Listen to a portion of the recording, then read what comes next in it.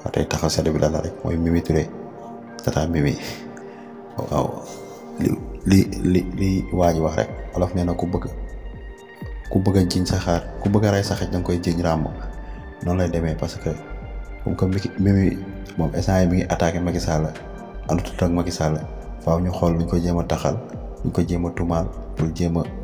damm ay laafam te rapport Cour des comptes bi Mimi à chaque fois mi ngi interpellé waa ensemble pour ñu ubbi ci enquête ñu xool loolu yëpp nag day tax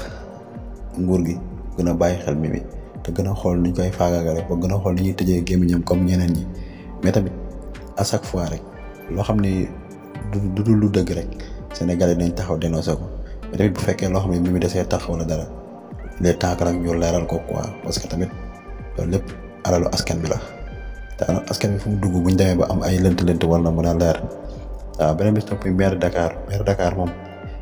Barthélémy Dias mooy gën a xam ni waa Benno Bokk Yaakaar bu ñu koo digérer loolu seen problème Sonko waa Pastef woote nañ ak Yewwi Askan Wi waaw woote nañ place de l'Obélisque kon ni ko gars yi di defee chaque jour rek place de la nation waaw